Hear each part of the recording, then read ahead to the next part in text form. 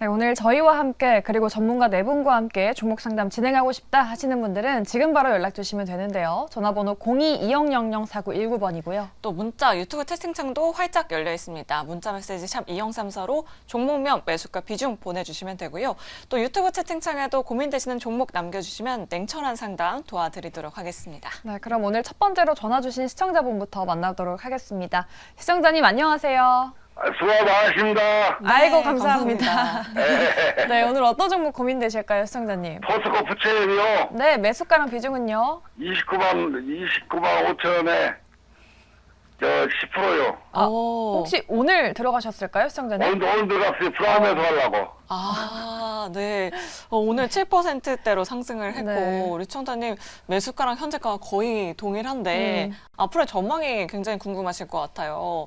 첫 번째 상담으로 벌써 2차 전지가 들어왔는데 그럼 네 분 통해서 의견 바로 들어보도록 하겠습니다. 자, 네 분 준비되셨으면 팻말 들어주시죠. 월급정 주셨습니다. 역시나 2차 전지는 지금 뭐 이제 그러니까요. 돌아서고 있는 타이밍이 아닌가 싶기도 한데 네.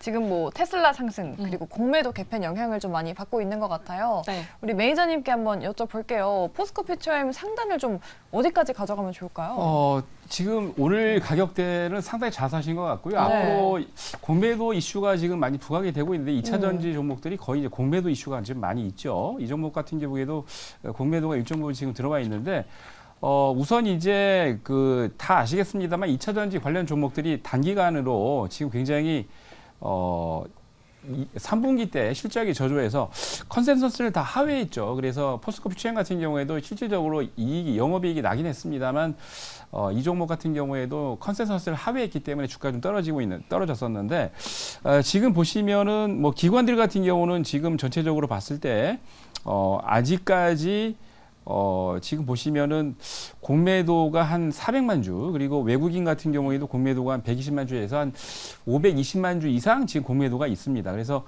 공매도에 대한 반사익을 받는다라고 생각하시면 좋을 것 같고요. 오늘 발표가 있었죠. OCI하고 포스코 퓨처엠하고 조인트 벤처를 맺어서 충청도 지역에다가 지금 이제 음극재 생산 공장을 만드는데 앞으로 뭐 여러분 잘 아시겠습니다만 포스코 퓨처엠 같은 경우에 양극재는 이미 얼티엄부터 시작을 해서 여러 잘 나가는 2차 전지 업체들이 납품을 하고 있는데 앞으로 이 음극재까지 생산해서 납품을 하게 되면은 매출과 영업이익이 많이 늘어날 겁니다. 특히나 포스코 퓨처엠 같은 경우는 포스코홀딩스라는 아주 거대한 양극재, 음극재를 획득할 수 있는 모기업이 있기 때문에 모기업으로부터 원자재를 수급을 받기 때문에 다른 기업들보다 상당히 우위에 있다라고 보시면 되고요. 제가 봤을 때는 가격이 뭐 29만 5,500원 종가 베팅을 하신 것 같은데 상당히 잘하신 것 같아요. 단기적으로도 지금 추세가 살아 있고 특히 이제 2차 전지의 대장은 오늘 9% 이상 종가 마감을 했던 에코프로 BM인데 에코프로 BM 같은 경우는 오늘 가격대가 한 24만 원 정도 좀 올라갔어요. 25만 원이 좀 안 됐는데 30만 원대부터 폭락을 했기 때문에 30만 원 돌파되면은 쇼커버링이 나옵니다. 그래서 급등을 하게 되는데 마찬가지로 이 종목 같은 경우에는 지금 35만 원 가격대가 좀 비슷하죠.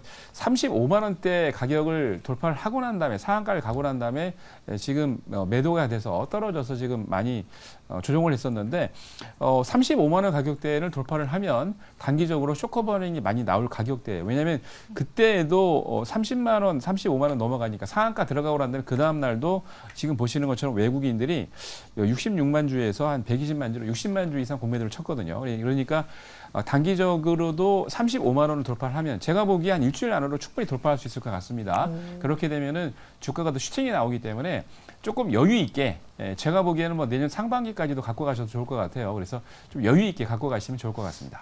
네. 우리 또 시청자분 중에 데니님도 에코 머티리얼즈 상당하기 전까지 좀 올려주려나라는 또 말씀을 하고 그러니까요. 계시네요. 이제 얼마 안 남았잖아요. 네, 에코프로 17일 머티리얼즈. 금요일이죠. 네. 17일에 있을 예정인데 그럼 한 번만 더 여쭤보도록 할게요. 네. 최진욱 팀장님, 이 포스코 퓨처에 우리 매니저님은 35만 원 부근에서 쇼커버, 뭐 쇼키즈가 다시 한번 나와서 급등할 수 있다라고 이렇게 또 전망을 해주셨는데 최진욱 팀장님 의견은 어떠실까요? 저는 일단 그 다음 언덕은 34만 8천 원에서 35만 원대라고 생각을 하고 있거든요. 그러니까 여기가 지금은 일단은 저항 구간대라고 생각을 합니다. 공매도 금지 효과 때문에 최근에 급등세가 나오고 매물이 쏟아져 나왔던 부분대가 35만 원대 라인대입니다. 그러면 지금의 주가를 보게 되면은 공매도 금지 효과로 올랐던 시가 라인대까지 눌러줬거든요. 시가 라인대까지 눌러두고 다시금 반등세가 나와주고 있는 부분들인데 사실 공매도 금지 효과에 대한 이슈가 나오고 나서 이제 그러한 좀 재료 부분들의 소화를 해준 다음에 오늘 또 다시 좀 공매도 금지 효과 부분들이 이슈가 나오면서 다시 한 번 더 재차 좀 상승이 들어와준 부분들인데 일단 저는 오늘 매수를 진행하신 부분들에 있어서는 굉장히 좀 잘하지 않았나라고 생각을 합니다. 일단 좀 그만큼 밸류상으로도 뭐 굉장히 저평가 구간에서 지금 들어가졌다고 지금 생각을 하고 있는 상황이고 사실 이제 포스코 그룹주들 같은 경우가 수직 기여가 굉장히 좀 잘 되어 있죠. 포스코 인터내셔널이 길목을 놔주고요. 뭐 포스코 엠텍이라든지 포스코 DX가 뭐 광물에 대한 부분들의 특화를 가지고 있고 포스코 퓨처엠은 뭐 양극재, 음극재, 투트랙에 대한 전략을 또 쌓을 수 있는 그런 기업이다 보니까 실제적으로 포스코 그룹주들이 2차 전지 쪽에 좀 광풍이 한 번 더 들어와 준다라고 하게 되면은 일단 그 다음 연도에는 아마 포스코 그룹주들이 좀 대장 역할로 좀 움직여줄 가능성도 저는 좀 크다고 보고 있기 때문에 좀 저는 오히려 지금 자리에서 매수를 진행하셨다고 하게 되면은 어차피 좀 분할 매수 관점으로 좀 진입을 하신다고 하게 되면은 올라갈 때는 이제 불타기 매수라고 하죠. 올라갈 때는 뭐 어느 정도 올라가고 나서 불타기를 진행을 하는 것보다는 35만 원을 돌파를 해주고 나서 계속 상승세가 유지가 된다 하게 되면 그때는 저는 비중을 조금씩 불타기로 매수를 진행할 거라고 생각을 하고 있고 반대로 만약에 조금 더 하락폭이 나와준다고 되게 되면은 한 23만 원대까지는 계속 좀 분할로 대응을 하시는 게 저는 좀 맞다고 생각을 합니다. 분할로 어느 정도 대응을 하신 다음에 오히려 저는 중장기 투자로 지금 가격대에서 지금 접근했다고 하면은 단기적으로 뭐 10% 20% 먹고 나갈 구간들이 아니라 저는 좀 크게 좀 지켜보셔도 좀 나쁘지 않을 거라고 생각을 해서 오히려 지금 매수가 라인에서는 짧게 잡지 말고 좀 길게 보셔도 나쁘지 않을 거라고 보고 있습니다. 네, 일단 오늘 뭐 잘 들어가신 것 같고 네. 오히려 좀 비중 확대해도 괜찮은 타이밍이다. 좀 돌파가 나온다면은 조금 더 가져가봐도 좋겠다라고 말씀해 주셨습니다. 우리 시청자분 좀 수익 많이 보시길 바랄게요. 네, 이렇게 올 긍정 남겨주셨고요. 자, 계속해서 다음 시청자님 바로 모셔보도록 하겠습니다. 안녕하세요. 안녕하세요. 예, 예. 네, 반갑습니다, 시청자님. 네, 오늘 어떤 종목 고민되실까요? 예, 유로메카 어, 42,000원에 30%요. 42,000원에 비중 30%요. 추가 매수를 어떻게 해야 되나 말아야 되나? 추가 매수도 고민이 되신다고 합니다. 네. 비중도 조금 있으시지만 비중 확대 의견 어떨지 한번 네 분께 여쭤보도록 할게요. 유로메카 어떻게 대응해야 될까요? 팻말 바로 들어주시죠. 오, 그래도 네, 네 분 오늘 다. 또 네, 다 긍정이 나오네요, 계속. 그러게요. 네. 근데 사실 로봇주 같은 경우에는 음. 최근에 좀 시장 관심에서 좀 멀어진 멀어진, 듯한 느낌도 들어요. 네. 그럼에도 불구하고 네 분 다 긍정 남겨주셨는데 이지훈 본부장님께 한번 여쭤보도록 하겠습니다. 추가 매수 가능할까요, 본부장님? 네, 저는 추가 매수 충분히 가능하다라고 생각을 하고 있고요. 지금 가격 구간에서도 그렇게 부담스러운 가격 구간은 아니라고 또 생각을 합니다. 일단 로봇 쪽은 정부에서도 계속해서 밀어주는 산업이고 또 세계의 많은 기업들이 투자를 단행하고 있는 쪽이기 때문에 앞으로의 성장성도 무궁무진하다고 생각을 합니다. 그중에서 또 누리메카 같은 경우에는 협동 로봇으로 자리를 잘 잡고 있는 기업이기도 하고 지금 또 자율 주행에 대한 그런 로봇에 대한 부분도 가지고 있거든요. 기술력을. 그래서 그거라든지 또 로봇 자동화 솔루션 굉장히 앞으로 이제 세상이 변화하는 데 있어서 필요한 부분들의 로봇 그런 기술을 보유하고 있는 기업이기 때문에 저는 이 기업의 성장성은 충분히 있다라고 생각을 하고요. 실제로 이제 교촌 치킨과 함께 뭐 치킨을 튀기는 로봇이라던가 이런 쪽으로 또 일상생활에 스며드는 로봇을 출시하면서 앞으로 좀 좋은 그런 주가의 흐름이 충분히 나와줄 수 있는 기업이다라고 생각을 하고 전반적으로 로봇 관련주들이 다른 섹터에 비해서 그렇게 강하게 탄력이 나오진 않았지만 흐름을 보면 전체적으로 조정 구간인지 그렇게 막 나쁘거나 추세 자체가 아예 죽었다라고 판단하기에는 좀 어렵거든요. 그래서 지금 구간에서 충분히 비중 확대 가능하시고 비중 확대 하시면 좋은 수익 내고 충분히 나오실 수 있다는 의견 드리고 싶습니다. 네. 비중 확대도 가능하다라는 의견 말씀드려봤습니다. 우리 시청자님 좀 손실권이지만 그래도 조금 걱정은 내려두시고 우리 전문가분들의 의견 참고해 보시면 좋을 것 같아요. 네, 오늘 시장이 정말 강하게 상승해줬지만 종목 고민 있으신 분들도 굉장히 많으신 것 같습니다. 네. 내 종목 팔아야 하나 말아야 하나 고민되시는 분들 주저하지 마시고 아래 나가고 있는 전화번호로 연락 주시면 되고요. 또 문자도 활짝 열려 있습니다. 여러분들의 많은 참여 부탁드리도록 하겠습니다. 네, 그럼 저희 바로 이어서 세 번째 시청자분의 종목 상담도 도와드리도록 할게요. 시청자님 안녕하세요. 네, 안녕하세요. 네, 반갑습니다. 어떤 네, 종목 반갑습니다. 고민되실까요? 네, 네, 저 롯데에너지 머티리얼즈요. 롯데에너지 머티리얼즈 매수가랑 비중은요? 75,000원에 30%요. 아, 75,000원에 30%요. 음. 꽤 오래전에 매수를 하셨나 봐요, 시청자님. 예, 맞습니다. 아, 네. 고민이 많으실 것 같아요. 음. 오늘 그래도 3%대 반등이 나오긴 했는데, 아, 우리 시청자님 매수가가 너무 높아서 네. 참 속상하실 것 같아요. 아, 오늘 실적도 약간 감소한 거로 나타났는데. 네, 그러니까요. 네. 그럼 네 분 통해서 음. 우리 시청자님 어떻게 대응할지 지금 바로 들어보도록 하겠습니다. 자, 네 분 준비되셨으면 팻말 들어주시죠. 과연 오, 롯데에너지 머티리얼즈도 올 긍정이 나왔습니다. 그러니까요. 오. 그러면 신일섭 사장님께 한번 여쭤보도록 할게요. 지금 비중도 좀 있으시고 매수가가 좀 높아요. 실적도 조금 부진한 걸로 나오긴 했는데 네. 긍정의 이유가 있을까요, 사장님?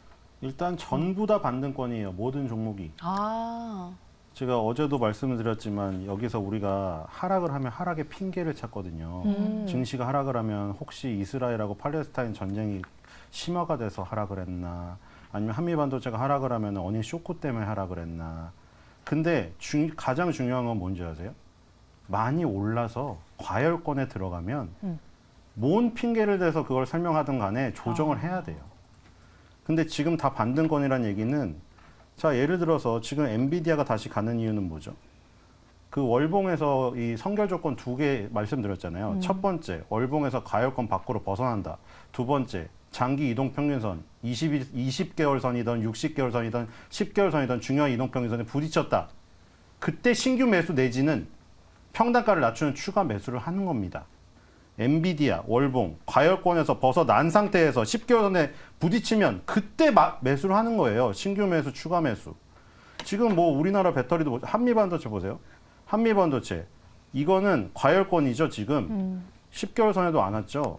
이거는 정말 허벅지를 바늘로 찌르면서 참으셔야 돼요. 아무리 사고 싶어도, 한미반도체가 아무리 좋아도 여기다 선 그으라고 했죠, 여기다. 네. 네. 여기다 70에다가 여기 빨간색으로 빨리 사인펜 지워지니까 여기 네임펜으로 그으세요, 여기다. 완전 진하게 여기다 그어버려요, 여기다. 여기 밑으로 내려오기 전까지 절대 손대지 마세요. 그리고 이수페타시스랑 한미반도체가 투톱으로 갔죠. 이수페타시스는 왜 반등했죠? 과열권에서 빠져나온 다음에 1번, 2번, 10개월 선에 닿죠. 여기서 신규 매수하는 거죠. 추가 매수 내지는 급등이 나오죠. 한미반도체도 결국 여기서 나오고 10개월 선에 부딪힐 때까지 기다려야 돼요. 먹잇감을 기다려야 돼요. 달려들지 말고. 그 다음에 지금 이쪽으로 와서 왜 아까 전에 2차전지 여기 다 긍정적으로 얘기를 했냐. 에코프로 BM 왜 반등 나왔죠? 뭐 무슨 복잡하게 무슨 양극재가 뭐가 뭐 수율이 좋아지고 무슨 다시 리튬 가격이 오르고 필요 없어요. 필요 없고 에코프로 BM 과열권에서 완전히 벗어났죠. 그 다음에 20개월 선에 왔죠.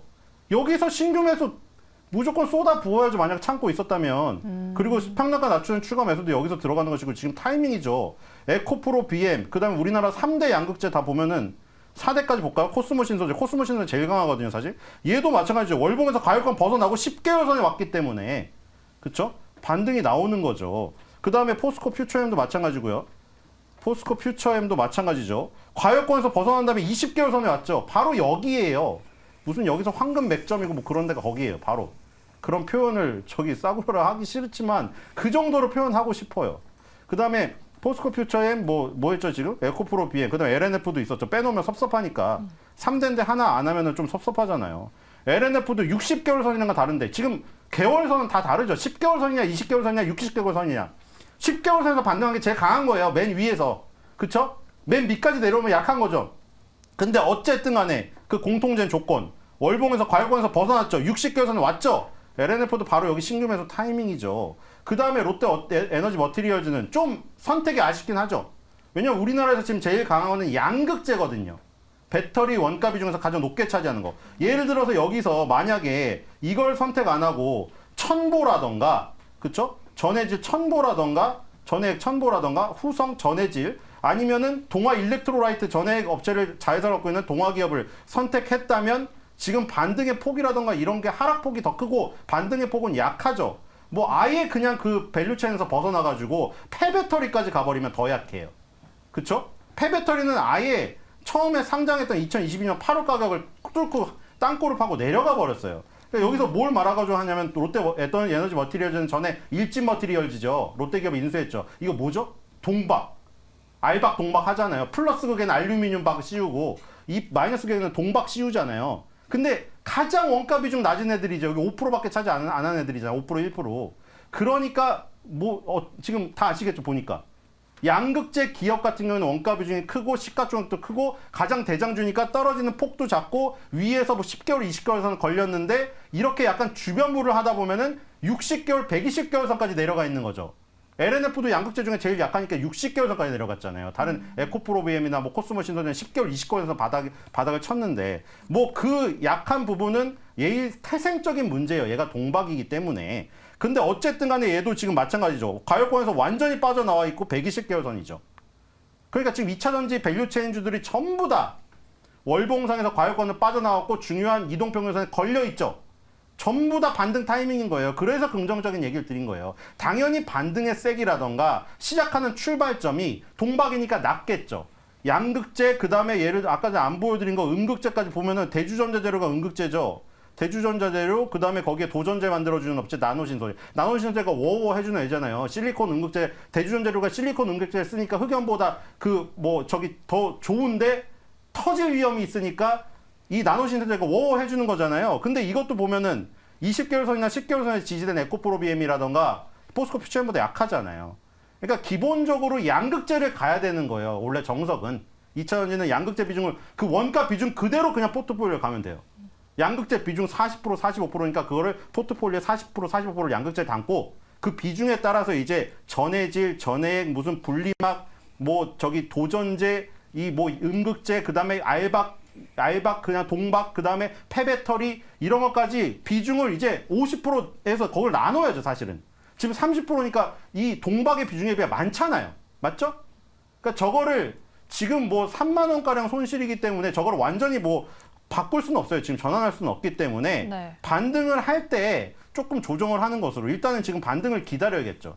지금 저 상황에서 30%에서 25%를 줄여라 하면은 사실 그쵸? 그렇게 쉽게 말할 게 아니죠. 25% 줄어든 금액으로 딴 거를 에코프로비엠을 사면은 금액이 너무 작아져 있기 때문에 만회가 잘 안 됩니다. 추가 자금을 투입해가지고 에코프로비엠을 왕창 사서 롯데에너지 머티리얼즈를 30%를 지금 전체 비중에서 5%로 내려가는 효과를 한다면 모르겠는데 네. 우리가 주머니가 막 따로 있진 않잖아요. 예. 그러니까 어쨌든 지금 반등의 구간이니까 기다려 보시죠. 네, 네. 알겠습니다. 이렇게 열과 성을 다한 종목 상담, 내 종목도 필요하다 하시는 네. 분들 계시죠? 주저마시고 지금 연락 주시면 되는데요. 전화번호 02-2000-4919번 그리고 문자번호 샵 2034로 지금 바로 연락 주시면 저희가 꼭 친절한 상담 도와드리도록 할게요. 네, 저희 이제 경로를 바꿔서 문자 유튜브 상담으로 넘어가 보도록 하겠습니다. 오늘도 굉장히 많은 분들이 문자 남겨주셨는데요. 네. 2332번님께서 보로노이를 가지고 계십니다. 48,117원에 비중은 20% 가지고 계신데요. 오늘 8% 많이 그러니까요. 밀려가지고 걱정이 되실 것 같은데 음. 어떤 이슈가 있었는지 네. 추가적으로 좀 반등이 나올 수 있을 만한 모멘텀은 없는지 네 분께 여쭤보도록 할게요. 보로노이는 어떻게 봐야 할까요? 네 분 팻말 바로 들어주시죠. 네. 그래도 최신욱 팀장님이 부정을 처음으로 또 들어주셨어요. 네, 세 분은 또 올 긍정이시네요. 그러니까요. 사실 오늘 뷰노, 네. 루닉 같은 종목들이 굉장히 잘 갔는데 보로노이만 왜 이렇게 많이 빠졌는지 실적 때문인 건지 그렇게 따지면 다른 의료 AI 섹터도 실적이 그다지 그러니까요. 잘 나오진 네. 않았거든요. 무슨 일이 팀장님 있었을까요? 어떻게 생각하세요? 오늘 빠졌던 부분들은 최근에 이제 미국의 좀 피라미드 바이오 쪽에 후보제 항암 물질에 대한 독점 시시권이 반환이 되면서 일단은 어느 정도 차익 매물이 나오지 않았나라고 좀 쉽게 좀 말씀을 해드리고 싶은데 사실 이런 이제 특성 이제 바이오 기업들 같은 경우가 보통 이제 임상이라든지 미국 FDA 승인 제로라든지 이런 부분들이 굉장히 좀 민감하게 움직입니다.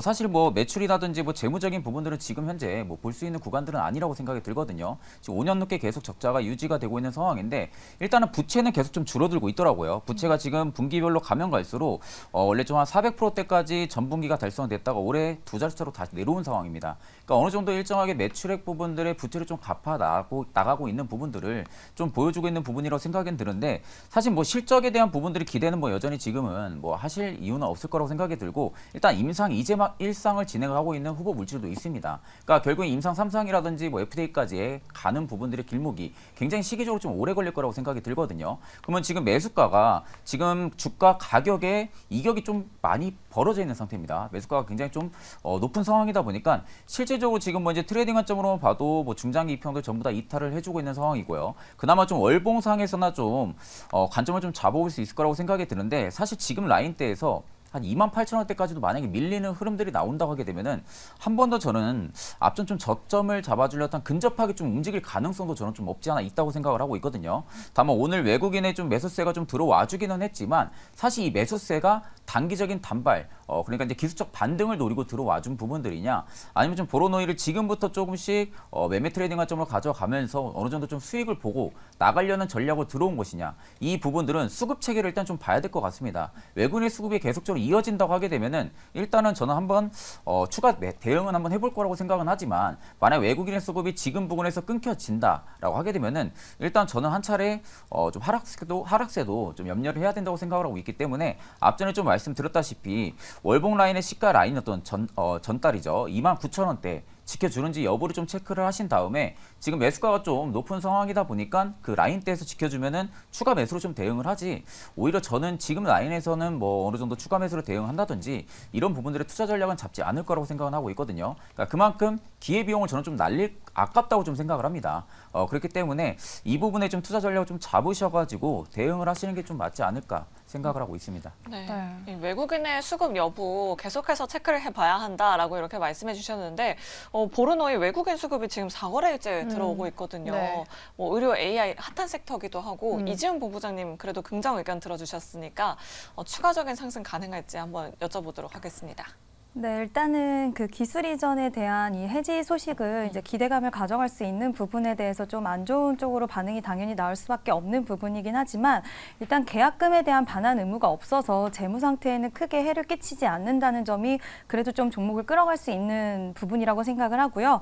또 이 기업 같은 경우에는 지금 파이프라인이 굉장히 많고 뭐 자가 면역 치료제라던가 폐암 쪽이라던가 이런 다양한 파이프라인이 있고 또 기술 수출에 대한 부분들을 그동안 계속 잘 이뤄왔던 기업이기 때문에 원래 기술 수출은 해봤던 기업이 할 수 있고 또 워낙 기술 수출을 아예 안 해본 기업들은 이런 빅파마의 이런 교류 같은 것들이 없을 텐데 이러한 경로들을 이미 가지고 있는 기업이기 때문에 앞으로 계속해서 연구를 진행하고 파이프라인도 많이 갖고 있기 때문에 추가적인 재료로 시장에서 좀 부각받을 수 있는 가능성은 충분히 열려 있다라고 생각을 하고요.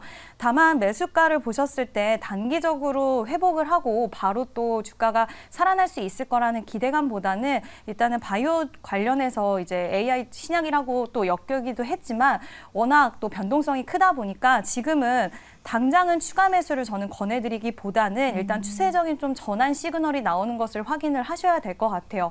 외국인의 매수세 들어오는 부분도 지금 단기적 성향이 아니냐도 같이 확인을 하면서 적어도 37,000원 부근까지는 종목이 좀 주가가 살아나는 모습을 보고 또 그때 수급도 계속해서 좀 들어온다라고 한다면 그때는 추가 매수가 가능할 수는 있겠지만 지금 당장은 좀 주가 추이를 지켜보셔야 되는 구간이다. 그리고 좀 너무 타이트하게 기간을 잡기보다는 기대감을 가지고 또 파이프라인을 보고 좀 중장기적인 관점으로 가져가야 되는 기업이다라는 의견을 좀 덧붙이고 싶습니다. 네, 보로노이 오늘 많이 밀려서 걱정되셨을 텐데 좀 추세 전환하는지 지켜보시고 네. 두 분의 꼼꼼한 상담 잘 참고해 보시면 좋을 것 같습니다. 저희 다음 문자 상담도 도와드리도록 할게요. 다음은 1866님이신데 디어유를 48,000원에 매수하셨고 비중은 6%라고 합니다. 네. 물 타야 하나요? 기다릴까요? 라고 여쭤보시는데 뭐 지금 실적도 잘 나오는데 주가는 좀 움직이질 않네요. 그러니까요. 지금 주가가 좀 우하향하는 모습 보여주고 있기도 하고 네. 사실 엔터 업종에 대한 투심이 좀 이전 같지는 않은 것 같아요. 그렇다면 네 분 통해서 의견 들어보도록 하겠습니다. 자, 네 분 준비되셨으면 팻말 들어주시죠. 디어유는 또 올 긍정이 나왔네요. 그러니까요. 오늘 네 분께서는 뭔가 이 시장에 대한 네. 기후 전체적으로 좀 긍정으로 보고 계시는지 네. 일단 디어유는 올 긍정 나왔으니까 한번 여쭤보도록 할게요. 지금 물 타야 하나요에 대한 긍정이실지 조선일 매니저님께 한번 여쭤볼까요?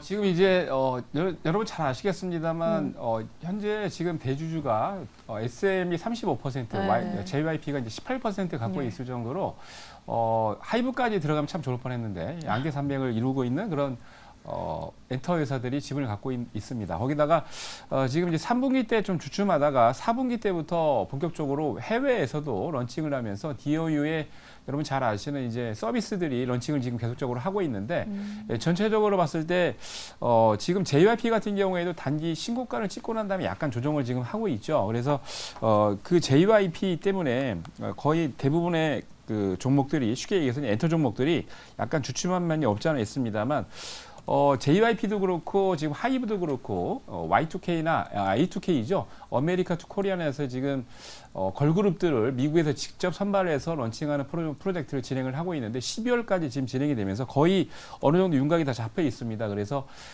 전반적으로 단기적으로 지금 봤을 때 JYP 지금 화면에 보시면은 차트가 지난 그 7월 달 고점을 14만 6만 원 찍고 조정을 하면서 거의 한 4, 5만 원 정도까지 빠진 가격인데 전체적으로 이렇게 해야 되니까 엔터주에 있는 종목들이 다 이 JYP를 따라가고 있는 모습인 것 같습니다만 제가 보기에 오히려 4, 4분기 이후부터 그러니까 앞으로 이제 11월하고 12월 남았는데 4, 4분기 실적이 굉장히 좋아질 것 같고요. 지금 현재 런칭하고 있는 여러 가지 서비스들 그리고 앞으로 해외 런칭부터 시작을 해서 국내에서도 새롭게 런칭되는 부분이 있기 때문에 하반기 끝나는 시점부터 시작을 해서 내년 상반기까지 충분히 가격이 복구될 수 있다라고 생각합니다. 근데 단기적으로 지금 봤을 때 조정을 지금 상당히 좀 많이 하고 있는데 이때는 비중을 지금 보면은 조금 가지고 계시는데 3만 한 6천 원 정도 미만으로 들어온다면 비중을 나눠 가지고 한 3번, 4번 정도에서 포트폴리오를 짤 때 여러분 분할 매수와 관점 괜찮다 보여지고요. 그리고 지금 보니까 전체적으로 봤을 때 한 6% 정도 갖고 있기 때문에 충분히 한 4%까지 더 추가를 해서 10%나 15%까지 늘리시면 괜찮을 것 같습니다. 그래서 전반적으로 보면은 말씀드린 대로 엔터주, JYP 대장 종목이 지금 조정을 하고 있기 때문에 거의 대부분의 엔터주들이 조정을 하고 있는데 앞으로 12월 달 그리고 내년 상반기까지 상당히 실적이 좋다. 그리고 여러분 잘 아시겠습니다만 지금 4분기하고 1, 4분기 때 여러 보이그룹이나 걸그룹들이 전 세계 투어가 많이 계획이 돼 있기 때문에 그 계획을 하면서 런칭하고 있는 DOU 서비스까지 다 프로젝트 되고 있기 때문에 그런 걸 보신다면 지금이 좋은 기회인 것 같습니다. 네. 오히려 추가 매수도 염두를 해두셔도 된다라고 이렇게 말씀해 주셨고요. 네 분 모두 의욕 긍정 남겨주셨으니까 우리 시청자님 수익 잘 챙겨가 보시길 바라겠습니다. 네, 저희 바로 다음으로는 전화 상담도 한번 도와드리도록 할게요. 다음 시청자분 만나보도록 하죠. 시청자님 안녕하세요. 안녕하세요. 네, 반갑습니다. 어떤 종목 들고 계실까요? 칩센 미디어 가지고 있습니다. 아, 매수가랑 비중은요? 금요일 날 종가 39,500원에 매수를 했고요. 네. 비중은 60%입니다. 근데 이제 무상증자 때문에 매수를 한 거였고요. 네. 어제 권리락이 있었고 1대1 무상증자를 해서 12월 1일에 이제 상장을 하는데 상장할 때까지 가지고 있어야 하는지 그리고 상장 이후에는 좀 그 반등이 있을지 좀 궁금해가지고요. 네, 알겠습니다. 무상증자 이슈로 우리 시청자님 매수를 하셨고 또 그 이슈 일정도 굉장히 꼼꼼하게 잘 체크를 하고 계신 것 같아요. 네, 다음 달에 또 이제 상장이 된다라고 네. 하는데 그럼 네 분 통해서 의견 바로 들어보도록 할게요. 자, 네 분 준비되셨으면 팻말 들어주시죠. 이건 의견이 약간은 나뉘어졌네요. 그러니까요. 일단은 부정 의견 들어주신 이지은 본부장님 의견부터 들어보도록 할게요. 네. 사실 저희 앞서서 정태근 이사님께서 무상증자 하는 종목 조금 오히려 지양해보자라는 의견도 있었거든요. 이지은 본부장님은 어떤 의견 때문에 부정을 들어주셨을까요? 일단은 무상증자 관련해서 좀 이슈를 타서 그 무상증자 소식만 나오면 굉장히 종목들이 날아가는 시기가 있었습니다. 근데 네. 지금은 그런 시기와는 굉장히 벗어났다라고 할 수가 있고 또 무상증자에 지금 보면 1대1이잖아요. 보통 그때 당시에는 막 8대1까지 할 정도로 굉장히 좀 무상증자에 대한 이런 이슈들이 되게 시장에서 힘을 잘 받는 시기였는데 무상증자에 대한 칩셋 미디어 물론 좋은 부분이긴 하지만 주주 환원 쪽으로 볼 수는 있긴 하지만 그 조건이 그렇게 막 훌륭 훌륭하다고 할 수는 없을 것 같습니다. 그래서 일단 저는 거기다 비중도 너무 많이 있으신 상태이기 때문에 이런 부분을 보고 들어가셨다는 것은 지금 시기적인 측면에서는 살짝 위험할 수 있었다라는 부분으로 부정 의견을 좀 드렸고요. 일단 칩셋미디어는 AI 쪽이라든지 자율주행 쪽이라든지 이런 모멘텀이 없는 기업은 아니기 때문에 그러한 쪽으로 봤을 때는 긍정적인 시그널이 없지는 않아요. 그렇지만 지금 이제 시청자분이 매수하신 그런 비중이라던가 그리고 지금 시기적으로 봤을 때 무상증자라는 것도 어떻게 그렇게 보면 안 되지만 테마라는 것이 약간 형성돼 있는 그런 분위기, 지금 대내적으로 경제 상황도 그렇게 좋지 않은 상황에서 무상증자라는 이 이슈가 시장에서 그렇게 주목을 받기에는 어려운 환경인데 그런 부분이 조금 아쉬워서 부정 의견을 드렸습니다. 역시나 좀 비슷한 의견이시네요. 무상증자를 한다고 해서 지금은 다 호재는 아니다라고 네. 또 말씀해 주셨는데 그러면 긍정 의견도 들어볼게요. 네. 우리 신 소장님은 긍정 의견 주셨거든요. 그럼 칩셋미디어도 지금 이제 반등할 수 있는 타이밍이 왔다라고 좀 보시는 걸까요? 근데 뭐 무상증자니 이런 것들은 기업 가치랑 아무 관련이 없어요. 그냥 투자자들이 그걸 보고 좋게 판단해서 수급이 들어갔다 나갔다 그러는 거예요, 그냥. 중요한 거는 그 기업이 하는 게 뭘 하는가 중요한 거죠. 백종원 선생님이 음식 만드는 게 중요하지. 그 갑자기 무슨 어느 날 갑자기 뭐 백종원 모자 해가지고 요리사 모자 가끔 나눠주고 뭐 그거 중요한 거 아니에요. 요리사 모자 안 줘도 돼요. 백종원 선생님 레시피를 알고 싶은 거지. 그쵸? 결국 칩셋미디어가 지금 저기 부각될 수 있느냐 없느냐. 지금 삼성전자가 도와준다고 하잖아요. 그러니까 이게 우리가 반도체를 업태별로 볼 필요가 있죠. 그럼 최초의 반도체의 설계는 누가 하고 무슨 도구로 하는 것인가? 그쵸?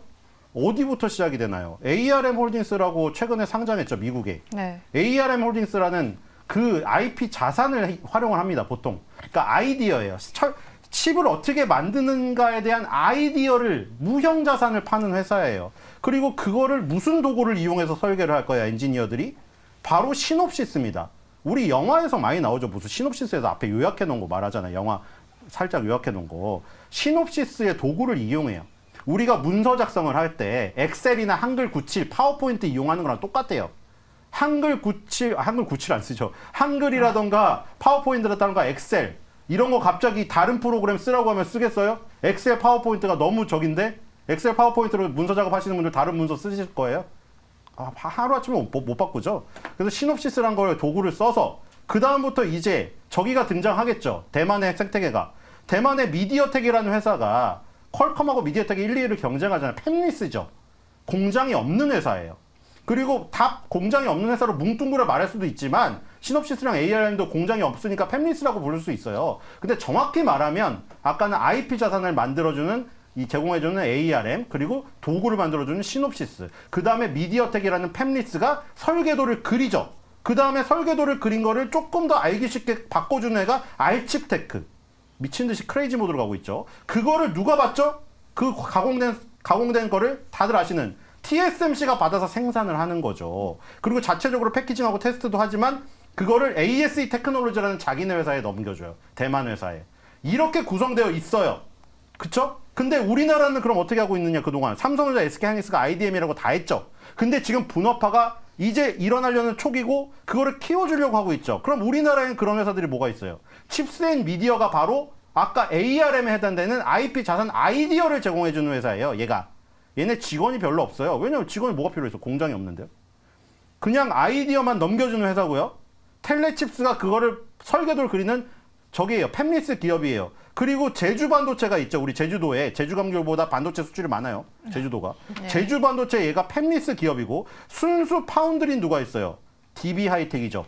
순수 파운드리, TSMC 같은 거. 그 다음에 그 아까 전에 이어주는 건 누구예요? 제주 반도체나 텔레칩스에서 그린 설계도를 조금 더 잘 알아보게 그려주는 애는 누구예요? 아까 대만의 알칩테크 해당되는 애.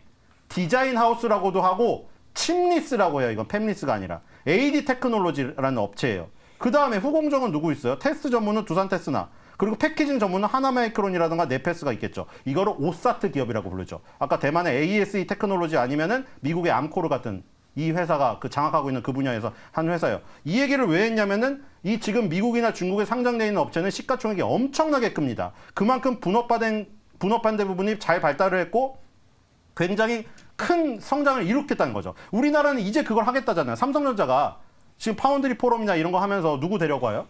이런 회사들. 팹리스 기업, 칩리스 기업, 오사트 기업 데려가서 세계적인 회사랑 만나는 장도 열어주고요. 삼성전자가 노하우를 제공해주고 있어요.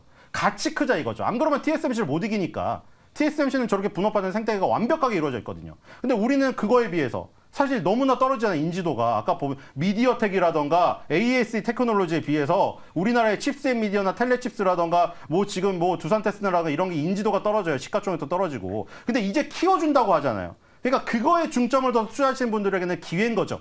아직은 작고 보잘것없지만 앞으로 굉장히 클 수 있고 삼성전자 SK하이닉스가 전사적인 노력을 기울여서 함께 가려고 함께 갑시다 이러고 있잖아요.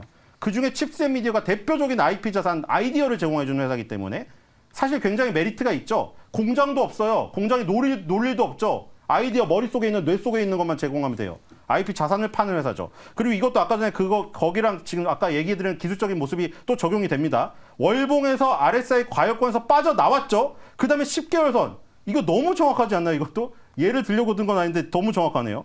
여기 보세요. 10월 달에 여기 꼬리가 10개월 선에 이렇게 일치할 수가 있나요? 그렇죠? 이제 반등권에 접어들어서 다시 신고가를 도전하리라 생각이 됩니다. 네.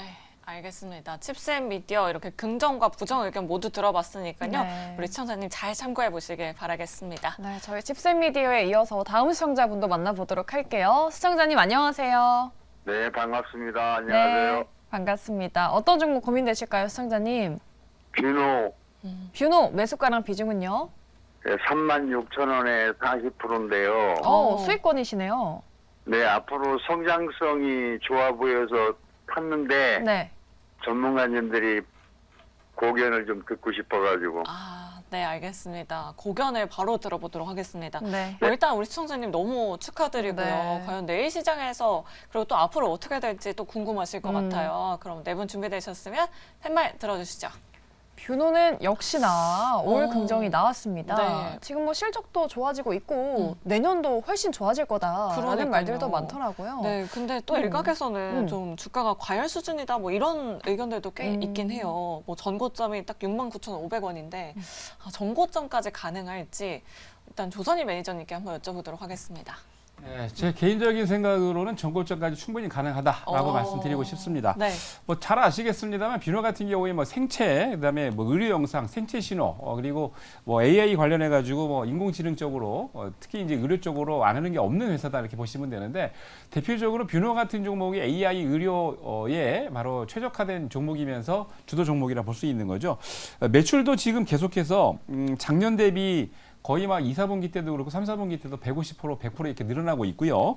영업이익 같은 경우에도 적자는 조금 지속이 되고 있습니다만 아마 금년 넘어가면 내년부터는 적자를 탈피해서 흑자로 돌아서지 않을까 생각이 듭니다.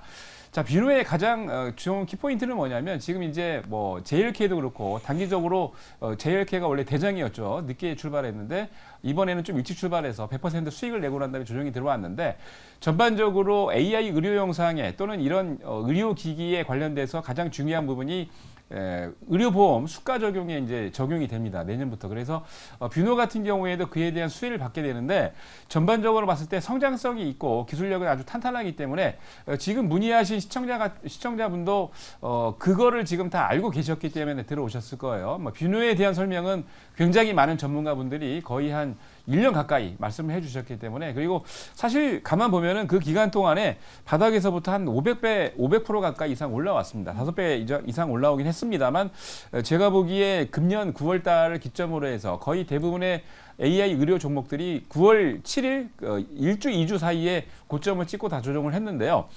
말씀드린 대로 장기 성장선은 살아있다라고 보여지고 그리고 이번에 조정을 참 잘한 것 같아요. 왜냐하면 아무리 힘이 좋아도 계속해서 끝까지 올라가는 그런 종목은 없습니다. 그런 차트는 없어요. 요즘은. 그래서 단기적으로 지금 9월 7일부터 시작을 해서 거의 2달 가까이 조정을 다 했는데 조정을 잘 마쳤고요. 앞으로 한 내년까지 지금 공매도에 대한 이슈가 사그라들기 때문에 그런 위험성 리스크는 존재하지 않고 앞으로 매수세가 제가 보기에 요즘도 지금 보니까 외국인 같은 경우에도 이틀 전부터 계속해서 매수를 하고 있는데 개인분들은 고점이다 생각하고 좀 많이 안 들어오신 것 같아요. 그래서 다만 제가 보기에 외국인 기관이 추세를 받쳐준다면 내년 상반기 이후까지 굉장히 좋을 것으로 생각을 하고 있고요. 말씀드린 것처럼 제 의견은 9월 7일 날 기점으로 해서 고점을 세웠던 69,000원까지는 충분하다라고 말씀드리고 싶습니다. 네. 정고점 탈환도 가능할 것이다. 오. 지금 이미 수익권이시지만 더욱더 우리 시청자님 수익 극대화하시면 좋을 것 같습니다. 수익 네. 축하드립니다. 네, 그럼 계속해서 다음 상담 바로 이어가 보도록 할게요. 시청자님 안녕하세요. 네, 안녕하세요. 네, 반갑습니다, 시청자님. 네, 어떤 종목 고민되실까요? HMM 아, HMM이요. 매수가랑 예. 비중 어떻게 되실까요? 41,200원. 아, 4만 원대에 들어가셨어요, 시청자님? 양 오래됐어요. 아, 오래 가지고 계셨고요. 비중은 네. 어느 정도 되실까요? 30%요. 아, 30%요. 예. 아, 참 고민이 많으실 것 같아요. 그러니까요. 지금 거의 예. 몇 년째 들고 계신 것 같은데. 예. 지금 뭐 업황도 회복이 좀 잘 안 되고 있는 상황이라 좀 많이 걱정되실 것 같은데 얼른 네 분께 여쭤보도록 할게요. HMM 과연 어떻게 봐야 될까요? 네 분 팻말 바로 들어주시죠. 오늘 네. 처음으로 좀 올 부정과 또 그러니까요. 중립한 분이 나왔어요. 근데 사실 우리 시청자님 매수가가 네. 손절하기에는 너무 아쉬운 가격이기도 하고 그쵸. 이미 네. 손실이 많아서 어떻게 대응을 해야 할지 참 걱정이 되실 것 같아요. 그러니까요. 네. 최진욱 팀장님께 한번 여쭤볼게요. 지금 어떤 대응이 좀 필요할까요? 사실 지금 가격대에서 큰 차이가 없다고 하면은 네. 뭐 저는 일단 좀 긍정을 들었을 것 같아요. 아. 근데 일단 매수가가 지금 상장하고 나서 이제 오랜 기간 동안 지금 계속적으로 고점을 찍었던 라인에서 소폭 빠질 때 지금 매수를 진행하신 걸로 판단이 들거든요. 뭐 지금 거의 42,000원대 라인 때면은 그 밑으로 계속 주가가 밑으로 빠지면서 매물대가 다 쌓여 있을 겁니다. 그러니까 지금 보면은 매물대만 딱 놓고 봐도 37,000원대 매물도 굉장히 강해 보이고요. 그 밑으로 34,000원대, 그러니까 3만 원대 밸류 자체가 지금 채널이 상하방 다 잡혀 있어가지고 매물이 엄청 강한 상태거든요. 그럼 보통 지금 HMM 같은 경우는 고점에서 잡은 분들은 대부분 가지고 가고 계신 분들이 굉장히 많을 겁니다. 그러면 이게 이제 시기적으로 길어지게 되면은 수익을 보려는 심리가 현저히 줄어들 수밖에 없거든요.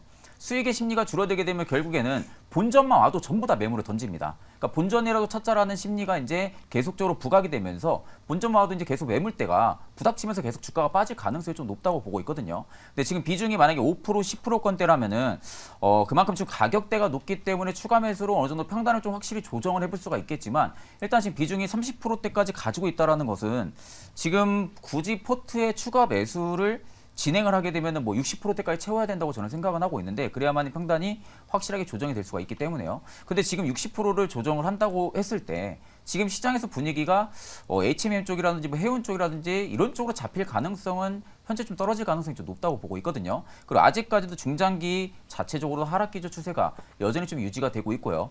일단 지금 바닥을 잡아주려는 모습들이 꾸준하게 지금 들어와주고는 있는데 여전히 지금 역배열 상태에서 계속 매물대를 맞고 떨어지고 있습니다. 그렇다는 것은 최근에 들어오신 분들 같은 경우도 물려 있으니까 본전 오면은 지금 전부 다 매도로 던지고 있다는 소리가 되는 거거든요. 그러니까 여기서 수익을 보려면 정말 최저가 라인에서 잡았던 그런 투자자분들 제외하고는 일단 수익의 폭을 보기는 좀 다소 어렵다고 보고 있기 때문에 사실 지금 라인에서 매도를 하기도 좀 그렇습니다.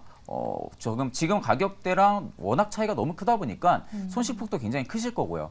이런 종목들은 오히려 그냥 30%는 포트에 그대로 두시는 거죠. 네. 포트에 그냥 그대로 두시고 추가 매수로 내가 어떻게 해서 이걸 탈출을 하겠다라는 전략을 잡고 다른 종목들을 보지 않고 이쪽에만 계속 집중을 하게 되면은 저는 오히려 기회비용을 더 날릴 가능성이 좀 높다고 보고 있기 때문에 30%는 그대로 두시면서 어차피 이제 해운 사이클이 한번 들어오게 되면은 또다시 HMM 같은 경우도 다시 한번 더 상승 사이클도 굉장히 좀 잘 타는 종목 중에 하나입니다.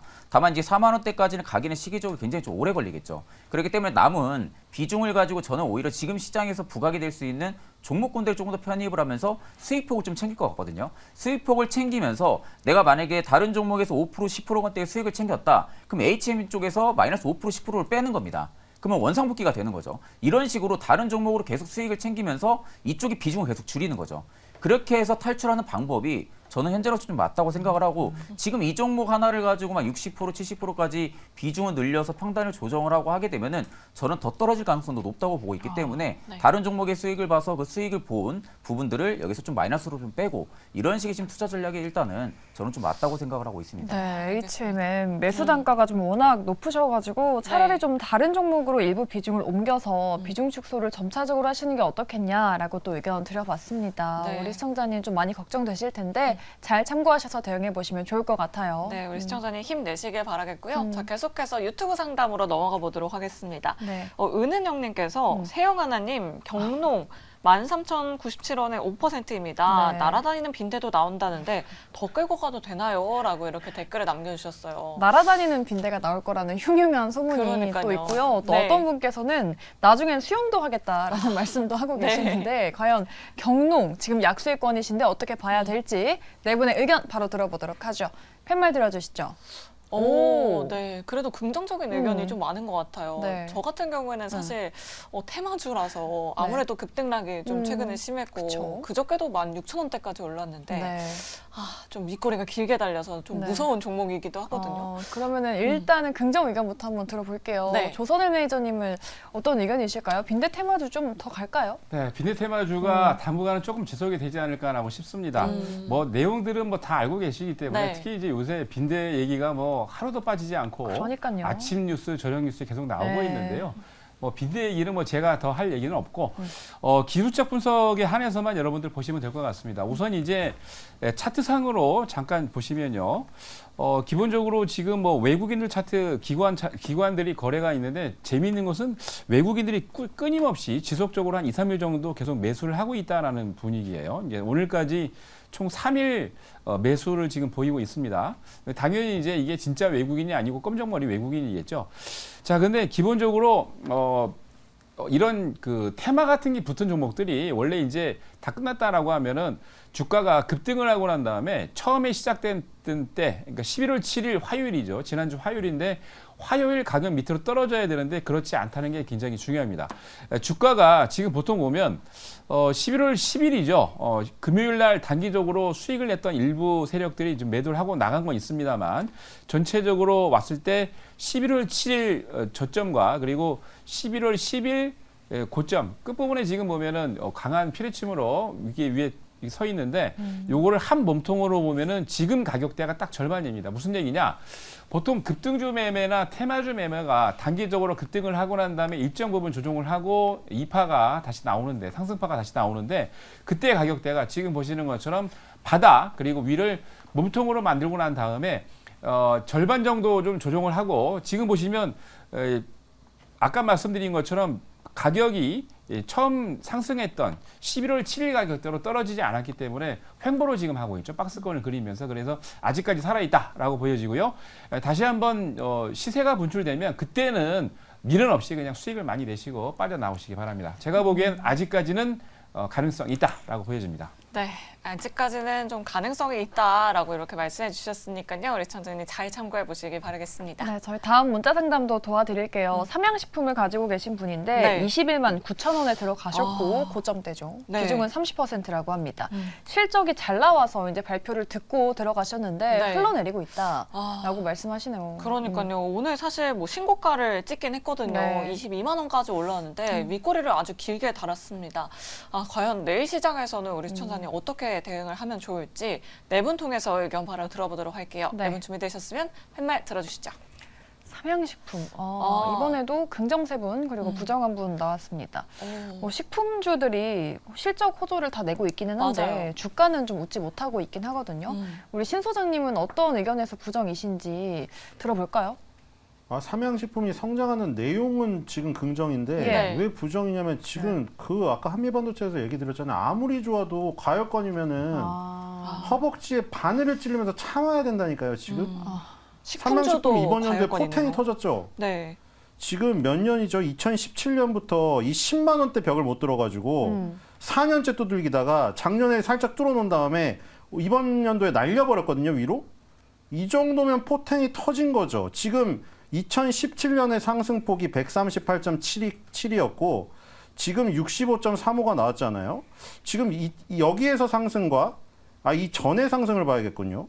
이 전에 지금 104.71 올랐고 46.92가 종가였네요.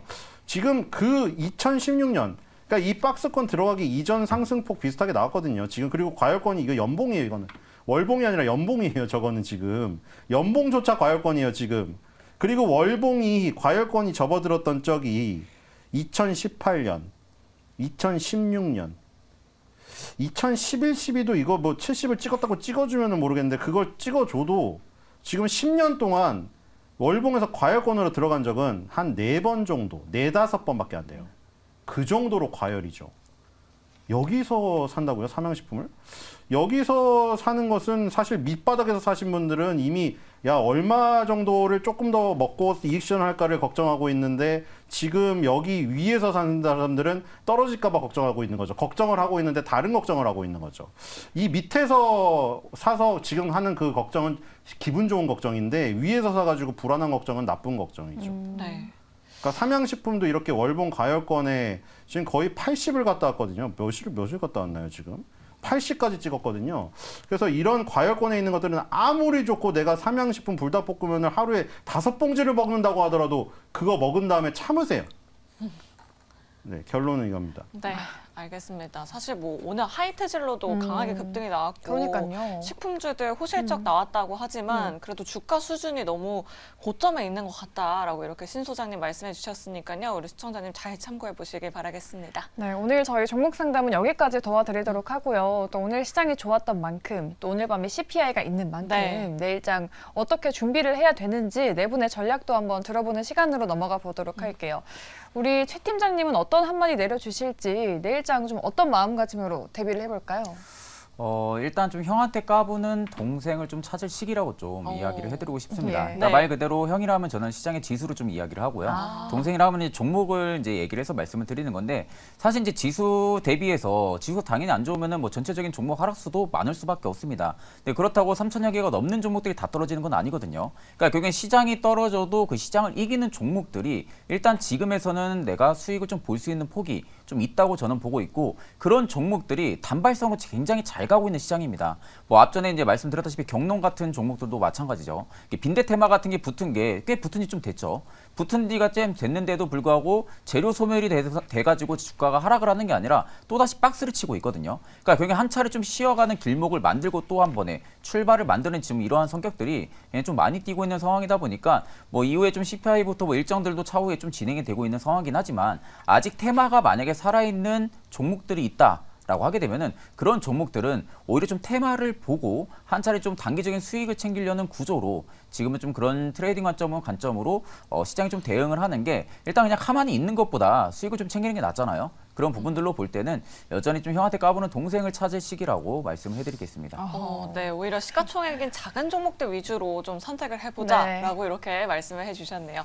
그러면 신일서 소장님은 내일 시장 우리 투자자분들 어떻게 대응하면 좋을지 한 줄로 한마디 부탁드리도록 하겠습니다. 네, 마지막인 줄 알았는데 네. 또 워딩이 정확히 기억이 안 나네요. 한번 깔아주시겠어요? 흔들면 2배인 건 국룰. 그러니까 이게 막 고스톱을 치다 보면 전국에서 막 다 뭐가 틀려요. 네. 근데 흔들면 2배인 건 국룰 같거든요. 그러니까 이거 무슨 얘기를 하는 거냐면 어제 뭐 크게 무슨 반도체 장비나 이런 거 흔들렸잖아요. 근데 오늘 어떻게 됐죠? DIT 올라왔어요. 신고가 갖고 STI 9% 급등했거든요. 네. 이게 뭐냐 고스톱 치다 보면은 괜히 그 사람 자극하면 안 돼요. 원고 했는데 놀리면 안 돼요. 야 너 원고 운이잖아. 그럼 그 사람 거기서 멈출 거 열받아서 쓰리고 갑니다. 그러니까 이것도 지금 똑같은 겁니다. 흔들면 왜 2배를 가냐면 어제처럼 그렇게 흔들어 버리잖아요. 개인 투자들이 우수수 떨어져 나가요. 그러면 기관 외국인이 물량을 저가의 확보를 더한 다음에 위로 뿅 날려버려요. 매물이 없으니까요. 개인의 매물이. 그래서 2배를 가버린다니까요. 그러니까 꼭 2배를 간다는 게 아니라 중간에 그렇게 눌림목을 주면은 전고점 돌파가 이루어질 확률이 높아요. 어제처럼. 그러니까 흔들 때 털리면 2배를 가버리는 걸 놓치게 되는 거죠. 그러니까 대신에 아까 전에 그런 기준은 있어야죠. 무작정 지금 한미반도체로 저렇게 과열권에 있는 거를 어저께처럼 11% 빠졌다고 살면 안 되죠. 과열권에서 안 나왔으니까요. 과열권에서 나오면서 그렇게 흔들리는 거. 그거를 자기 옆에 사람 떨어진다고 같이 떨어지지 말고 끝까지 붙잡고 있어요. 그 날개를. 끝까지 붙고 외국인 기관 저기 있죠. 뭐 문이 닫히고 있는 거예요. 저기 천국에 문이 있는데 문이 딱 닫히고 있어요. 그러면 바지가랑이라도 잡고 끝까지 있어요. 그러면은 2배를 갈 수 있습니다. 네, 알겠습니다. 일단은 흔들려도 버티자라고 이렇게 좀 정리를 해볼 수 있을 것 같네요. 네, 저희 다음으로는 이지은 본부장님께 여쭤보도록 할게요. 내일장 어떤 투자 전략 좀 필요할까요? 일단 지금은 좀 가격에 대한 부담감이 많이 줄어든 시장이 아닌가라는 생각이 드는데요. 네. 일단 우리가 왜 보통 이 기업 되게 사고 싶다라고 생각했던 기업들 중에 주가가 계속 올라가서 미처 매수를 못하고 수익을 못 낸 종목들이 분명히 있을 겁니다. 근데 지금 최근에 시장이 굉장히 많이 밀리면서 그런 종목들 중에서 좋은 가격을 제시하고 있는 종목들이 많이 있거든요. 거기에다 또 실적까지 뒷받침되는 종목들도 많은 지금 시장이기 때문에 당장 지금 우리가 시장을 좀 집중해서 보면 너무 지수가 많이 빠지고 대내적으로 이벤트도 너무 많고 좀 피로감이 많이 드는 건 사실이지만 가만히 생각해 보면 좋은 기업을 좀 저렴한 가격대에 살 수 있는 기회 시장이 다가오고 있다는 부분도 꼭 기억을 해주셨으면 좋을 것 같은데요. 물론 제가 지난 시간에도 좀 비슷한 이야기를 드렸던 것 같은데 그렇다고 해서 지금 막 박앤세일 구간이라서 바닥에서 줍줍을 막 굉장히 적극적으로 해야 될 구간이다라고 말씀드리는 건 아니지만 지금 이제 실적 발표 시즌이 끝나고 또 시장은 또 섹터라든지 이런 부분들에 대한 변화가 분명히 있을 수 있거든요. 이때 우리가 좀 더 이제 앞으로 좀 주도하는 섹터가 무엇이고 또 이번 실적 시즌에 예상 외로 실적이 좀 좋았고 또 기대감을 가져갈 수 있는 섹터가 어디였는지를 분류를 해서 그때부터 좀 대부분의 종목들이 빠졌기 때문에 가격 부담이 없는 상태에서 매수할 수 있는 좋은 타이밍이 오고 있으니까 좀 거의 다 이제 힘든 구간을 많이 지나갔다고 생각을 하거든요. 그래서 그러한 부분들에 좀 더 초점을 맞춰서 투자를 하시면 좋은 결과는 분명히 따라올 수 있을 거라고 생각을 합니다. 네. 이제 좀 힘든 구간은 지나갔다. 네. 좀 저가 매수 타이밍이 오는 것 같다라고 또 약간은 긍정적인 또 말씀을 해주셨습니다. 네, 그럼 마지막으로 조선일 매니저님의 내일장 한마디 더 들어보도록 할게요. 네, 제가 준비한 거는 이제부터 시작이답니다. 오. 제가 지난주 금요일 날도 공개 방송에서 말씀을 드렸는데 꼭 제가 분위기상 딱 보니까 네. 지난 1999년도하고 비슷한 것 같아요. 오. 주가가 폭락을 오고 난 다음에 많은 사람들이 대한민국 싫다 떠나자라고 해서 이민을 많이 가졌는데 그때 땅을 치고 후회하셨다고 합니다. 코스닥이 증시에서 코스닥 지수가 무려 500% 이상 급등을 했거든요. 여러분 잘 아시는 미래에셋 박현주 회장도 10억 시드머니를 가지고 다음에 지금 카카오죠. 이름이 바뀌었는데 50배 갈 때 배팅을 해서 10배로 100억을 갖고 이제 엑시트를 해서 그 돈으로 우리나라를 비롯해서 전 세계에 또 으뜸가는 금융지주를 만드셨습니다. 지금이 딱 그때인 것 같아요. 실적 성장성뿐만이 아니고 성장형 기업들이 당연히 지수까지 뒷받침되겠죠. 그래서 저는 뭐 대형주도 좋고 중소형주도 좋다고 생각을 합니다. 그래서 적극적으로 여러분들 투자하실 때라고 보여지고요. 이런 때일수록 무서워하지 마시고 제가 보기에는 충분히 내년까지 상반기 때까지는 분명하고요. 내년 하반기 때까지 지수가 좋을 것 같으니까 이런 때일수록 적극적으로 여러분 투자하시고 절대로 늦게 오시지 말고요. 하루라도 빨리 오셔서 좋은 종목들 매수하시기 바랍니다. 네, 알겠습니다. 이렇게 네 분의 내일장 전략 한마디씩 들어봤습니다. 자, 매니저님 조금 더 가깝게 만나고 매니저님 통해서 투자 인사이트 얻으러 가려면 우리 시청자분들 어디로 찾아가면 좋을까요? 네, 네이버 밴드에서 조선일 하고 검색하시면요. 아침 6시 30분부터 여러분들에게 많은 정보를 드리고 있습니다. 뿐만 아니고 오늘 또 트레이딩 할 수 있게 사이트를 링크해서 한 종목만 딱 공략했는데 무려 10% 이상 급등을 드렸는데요. 종목 트레이딩도 할 수 있게 드리니까 오시고요. 공개 방송 같은 경우는 매주 수요일 그리고 금요일 장 끝나고 바로 오후 3시 30분에 시작을 합니다. 오셔서 내일 또 시작을 하니까 오셔서 많은 정보 받아가시기 바랍니다.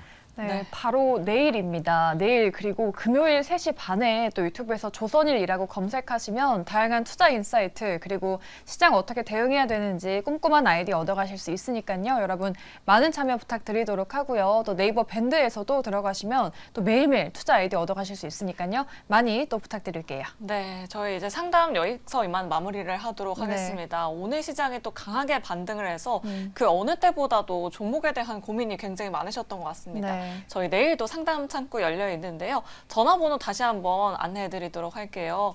내 종목 고민되시나 하시는 분들 방송 시작하기 전부터 또 연락을 네, 주시더라고요. 맞아요. 02-2000-4919번으로 연락 주시면 되고요. 네, 또 문자번호 샵 2034입니다. 많은 연락 주시면 저희가 매일매일 또 친절한 상담 도와드리도록 할게요. 네, 오늘 저희 주식 상담 전화 주상 전화가 준비한 내용은 여기까지입니다. 저희는 내일 이 시간에 어김없이 더욱더 좋은 정보들 들고 찾아오도록 하겠습니다. 오늘 방송 끝까지 시청해주신 여러분 고맙습니다. 여러분 안녕히 계세요.